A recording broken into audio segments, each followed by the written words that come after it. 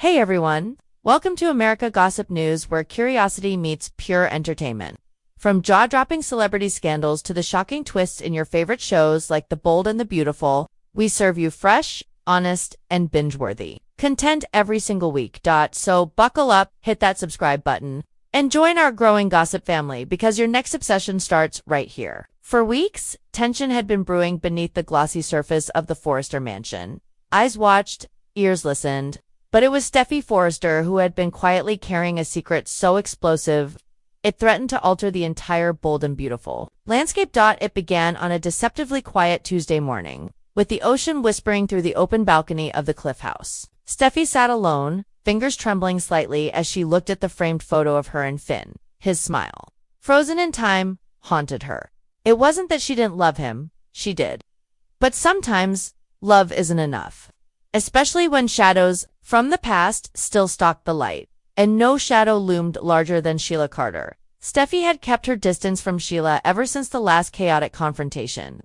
The woman had proven, time and again, that danger followed her like a second skin. But recently, rumors had swirled, whispers in the hospital corridors, murmurs at Ildred. Sheila had changed, they said, reformed. Even Finn had dared to believe it. But Steffy I didn't single quotes.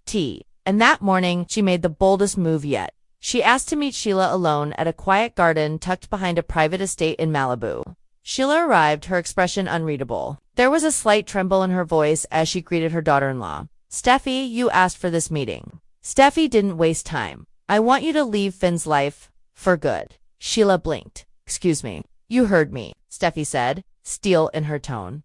I've been silent long enough, pretending to tolerate you for Finn's sake. But it's over. You've had too many chances. And every time we give you the benefit of the doubt, you blow it up.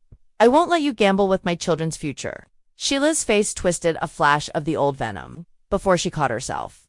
You can't speak for Finn. I can speak for myself. And as long as I'm in his life, you're not, Steffy fired back. You nearly killed me. Remember, you shot your own son. Don't you dare stand here and act like you're the victim. Sheila took a shaky breath. And for a moment, the garden grew cold.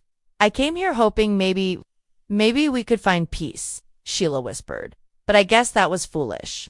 It was, Steffy said without blinking. Because you'll never find peace until you leave us alone. For good. There was no screaming, no scene. Just a quiet, devastating dismissal. One that left Sheila standing alone, tears brimming but unshed, as Steffy walked away without a backward glance. But Steffy wasn't just walking away from Sheila. She was walking towards something, or rather, someone.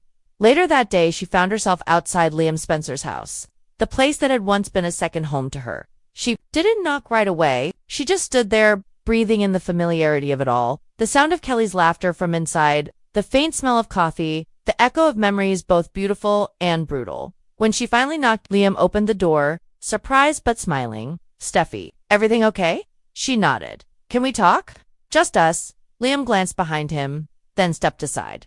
Of course, they sat on the couch, the same one where so many confessions had taken place over the years. But this one felt different, final, inescapable. I told Sheila off today, Steffy began, her voice calm but distant. Told her to get out of our lives forever. Liam blinked. Wow, that's huge. I thought it would feel like a victory, she admitted. But instead, it made me realize something else. Something harder. Liam tilted his head. What is it? Steffy hesitated, her fingers fidgeting with a loose thread on her sleeve. I'm not sure I belong here anymore. Not just in Finn's world, in anyone's world. Steffy, what are you talking about? Liam asked, concern creeping into his voice. She turned to him, eyes shimmering. I came here to say goodbye. Liam sat back, stunned. Goodbye.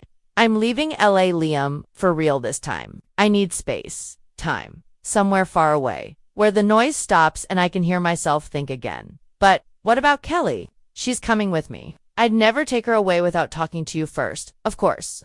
We can work something out, you'll see her, but I need to get away from this madness. From the triangles, the pressure, the lies we tell ourselves to survive in this town. Liam shook his head slowly. Steffy, this is huge. You're just deciding this now? No, she admitted. I've been thinking about it for weeks. But today made it clear I'm not safe here. Not emotionally, not spiritually.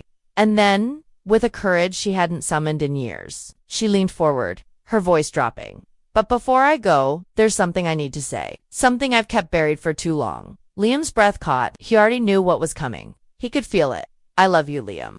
It was the quietest bombshell imaginable. No dramatics, no manipulation. Just raw, honest truth. I've always loved you, she continued. Even when I tried not to.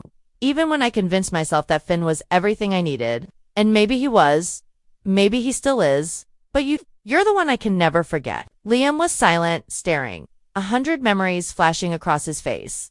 Aspen, Italy, Malibu. Every kiss, every fight, every painful decision. Steffy, he began. You don't have to say it back, she cut in. I didn't come here to start something. I came to end it the right way. With truth. He reached for her hand, and for a moment, they just sat there in silence. Old wounds flickering with warmth instead of pain. Finally, he whispered, part of me will always love you too. You know that, she nodded. I do. That's why I had to tell you. 2 days later, the Forrester family gathered at the estate for what was supposed to be a casual family dinner. But Steffi had other plans. She stood at the head of the table, raising a glass of champagne. Ridge, Taylor, Thomas, and even Hope looked at her, puzzled.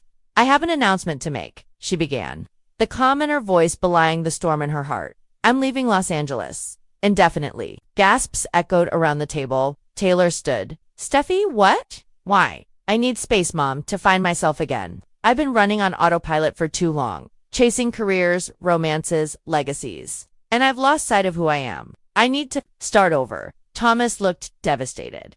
What about Forrester? I'll still be involved remotely, but the day-to-day, it's yours now. Hope's voice was quiet. And Kelly? She's coming with me, Steffi said, gently. But I've already worked things out with Liam. He'll see her as much as he wants. I'm not running away. I'm just choosing peace. Ridge stood next, his eyes glassy. Steffi, I understand. But it won't be the same without you. She smiled. Maybe not, but maybe that's okay. As the night faded, the family embraced her one by one. Even Brooke, who arrived late, pulled her into a soft, meaningful hug. The next morning, Steffi stood at the edge of the cliff outside her home, bags packed and a private jet waiting. Liam arrived to say goodbye. He brought Kelly, who ran into Steffi's arms, giggling. I'll see you soon, sweetheart, Steffi whispered to her daughter. Liam and Steffi locked eyes one last time. No regrets? He asked. She shook her head. Only that it took me this long to do what I should have done years ago. He reached forward, brushing a loose strand of hair from her cheek. Be happy, Steph. I will, she promised. Then, without another word, she turned and walked away. Not from pain. Not from responsibility, but into a new life. A quiet life. A life of her own choosing. And somewhere, miles away, Sheila Carter watched the news of Steffi's departure, her jaw tight, her eyes burning. Because Steffi Forrester may have left Los Angeles. But the war with Sheila Carter, that was just beginning.